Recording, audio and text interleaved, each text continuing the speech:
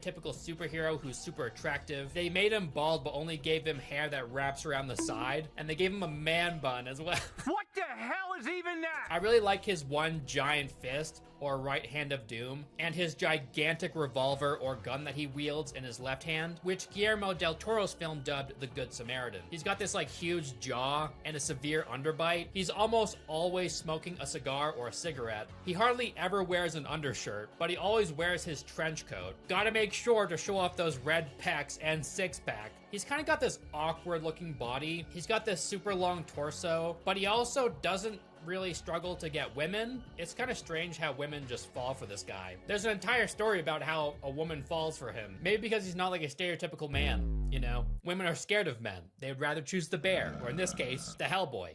Also, throughout the comics, he has a tendency to have long, thoughtful chats with people who turn out to be long dead. His powers are kind of strange because he's not super powerful. He can punch pretty hard, and he's practically immortal. He's kind of like One Punch Man if you nerfed him into the ground. It's even said in the comics that he's not all that accurate with his gun, and he's not all that intelligent either. He just wanders into awful situations and hopes for the best. I love Hellboy's calm, badass demeanor when crazy shit is going on around him, and how that can be used for comedic effect. I love his short, quippy, and sarcastic responses to literal godlike entities or armies. This guy will watch a skyscraper-sized Lovecraftian worm emerge from out of nowhere, and all he'll say is, "Jeez." He simply can't be bothered. He either beats the shit out of them or wants to be left alone. You could say he has super strength and a healing factor, but his true superpower is that he's fearless. In the Darkness Calls run, he fights an entire army of the dead by himself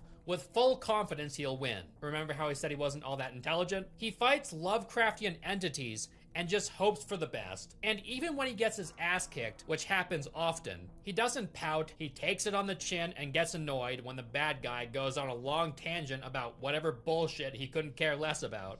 After writing my review for the first two Del Toro movies, both of which I adored by the way, I felt almost apprehensive to review the next two due to their bad reviews. I didn't want this character that I had recently fallen in love with tarnished, but I started down this road, so I had to finish it. That and reviewing shitty movies for you guys can be fun, even if it's at the expense of something I like. Yes, I'm gonna be reviewing the new Venom movie too, this year, at some point. I talk about a lot of stuff in this video, so I separate it into segments with timestamps. Feel free to jump around.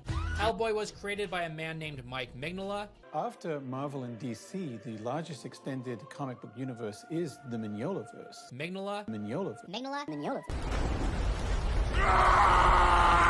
The character was initially thought up at Great Salt Lake Comic-Con on a convention program book. Mike wasn't trying to create a character then, he just drew a silly monster. The silly original